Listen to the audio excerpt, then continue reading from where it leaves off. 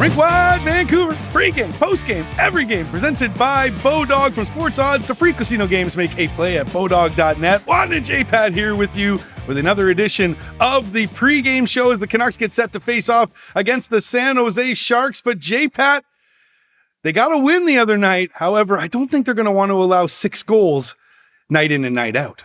No, just a second. Weren't the Canucks just in San Jose? It feels like they were there yesterday. In fact, this is the Sharks' first home game since they last played the Canucks. They went out on a 4-game Eastern road trip, so those lucky fans in San Jose paying big money to see the Canucks in back-to-back home games. And you're right, the Canucks found a way, one of the wildest games we've seen in a while, the 7-6 overtime victory over Montreal. 7 goals? Sure, you'll take that. That was part of the fun. Giving up 6 goals, falling behind 4-0 in the first period, not so much. So the Canucks have to try to find the positives out of the victory over the Habs. It followed an overtime win over the Arizona Coyotes, a chance to make it 3 straight wins. And if we're going to do this whole full circle thing again, last time they were in San Jose was their 3rd straight win, the first time that they got a 3-game win streak this season. So they have a chance for a second 3-game win streak. But to get there, they're going to have to knock off the Sharks tonight. Okay, let's get to the lineup change presented by Delaney's OK Tire on Fraser Highway in Langley. Looks like Spencer Martin will get the starting goal, but some changes to the bottom 6. Yeah, and I think a lot of people wondering, what about Brock Besser? Is he going to stay with Elias Pettersson based on the morning skate at the Shark Tank this morning? Yes, it's going to be Pettersson with Besser and Ilya Mikheyev. It means Kuzmenko stays on a third line, but a different-looking third line. Jack Studnicka getting an opportunity. When they made the trade with Boston, there was some talk that maybe he could fill that third-line center role. Of course, Sheldon Dries has been doing his thing there. Looks like Dries comes out of the lineup entirely. Studnicka moves from that 4th line up to the 3rd line center. He'll have Garland on one side, Kuzmenko on the other, and that leaves the 4th line that we've seen for much of this season. Dakota Joshua is back in the lineup after missing the last couple of games with Nils Aman, and Curtis Lazar on the other side. So a good opportunity for Jack Studnicka. Wants to play a little higher in the lineup, generating some offense, scored in that win the other night over Montreal. So let's see what he can do. This is a good opportunity for Jack Studnicka tonight. Good opportunity for the Canucks to add another road win as well. They've won 4 straight, trying to make it 5 on the road. Yeah, and that's kind of lost. I mean, it covers a couple of different road trips. It started at the tail end of that Eastern trip. They beat Buffalo, and then they came home. Then they went out for 3 in a row, Colorado, Vegas, and the San Jose game that we referenced. So they have won 4 in a row and a chance to make it 5 straight road victories. And again, this is a good opportunity for them. The Sharks are not a particularly strong team. Took them overtime the last time. It was back-to-back. They had played in Vegas the night before and flown in, so legs should be a little bit fresher. Some of their top guys are going right now, and we'll see if they can come out of the Shark Tank with a 5th straight road victory tonight.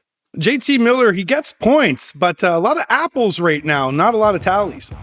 No, and in fact, you got to go back to the game in Vegas that we referenced the night before they beat the Sharks. That was Miller's last goal. So he's gone 5 without scoring, and beyond that, just 1 in his last 9 hockey games. If you want to push it even further, his last bunch of goals have all come on the power play. That's not a huge surprise. He's been electric on the power play, and a huge part of why the Canucks have a successful operation when they work with man advantage. But JT Miller's last 5-on-5 goal came at home against the Nashville Predators on the 5th of November. So it's been more than a full calendar month since JT Miller has scored at even strength. Bo Horvat's basically taking all of the goals on that line. Miller's been the setup guy, but JT Miller's too talented. He plays too much. At some point, he's got to find a way to produce at 5-on-5. So let's see if that happens for him tonight.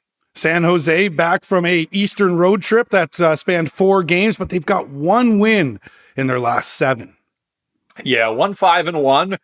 The one was a 4-0 shutout victory over the Montreal Canadiens. The other one in that equation was the single point that they gained against the Vancouver Canucks by forcing that game to overtime before Andrei Kuzmenko scored on the breakaway. So, yeah, it's been a struggle for the Sharks being back home. A lot of teams would be excited about being at home. I don't think the Sharks are all that excited about being at home. They've played 14 games already in front of their home fans, and they've won just 2 of them. So, they have really struggled on home ice, mind you. They've struggled on the road as well. In fact, when you look at win percentage or points percentage in the National Hockey League, they are ahead of just their California cousin, the Anaheim Ducks. So Sharks have played a lot of hockey. Their season started overseas in Prague. They've played 28 games already, and they just haven't found their fair share of wins, just 8 of them on the season so far. So every game's a new opportunity for them. They pushed the Canucks the last time. I'm sure they want to try to get it right, but it is a struggle for the San Jose team more often than not. One player that hasn't been struggling, though, for the Sharks is defenseman Erik Karlsson. Leads all NHL defensemen in points. Yeah, like we think Elias Pettersson's having a nice season. He's got 32 points. He's a forward. You'd expect some production from, the team's most talented center iceman. Erik Karlsson, a defenseman, 34 points. So he's got 2 more points than Elias Pettersson does to this point, just to kind of frame the type of season. Now, Karlsson got off to this incredible start. He has 11 goals, only defenseman in the NHL in double digits in goals scored so far, but he's gone a little bit quiet. He doesn't have a goal. He's gotten 1 goal in his last 9 games. So, but he's still productive. And those 34 points, he's been in on 34 of the 81 goals that the San Jose Sharks have scored. So really almost half their offense, it seems, flows through Erik Karlsson. Canucks obviously have to be mindful when he's on the ice and do their best to limit the damage, because the last time in there, San Jose scored 3 times. Karlsson's setting up 2 of them. That's just the kind of season and the impact that he can have on hockey games. Well, the 2 teams are going to look stellar tonight. It's the battle of the reverse retros, Johnny Canuck versus those sweet California Golden Seals. Yeah, and a little bit of a flip of the script for, what we're used to in standard NHL games. Canucks taking their road or their home blues out on the road because their reverse retro is that navy blue Johnny Canuck.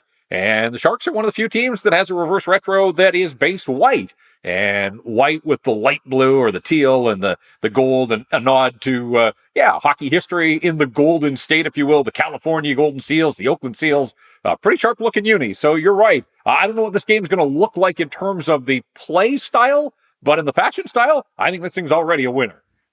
All right. Hopefully I'll be a winner with my Bodog Best Bet. I need a win, JPat, and I'm looking at Brock Boeser to get me that tonight, taking him over 2.5 shots on goal at plus 117. Since he's been reunited with Elias Pettersson over those 2 games, JPat, 6 shots on goal in total. Hey, that'll get me there if he can keep that up.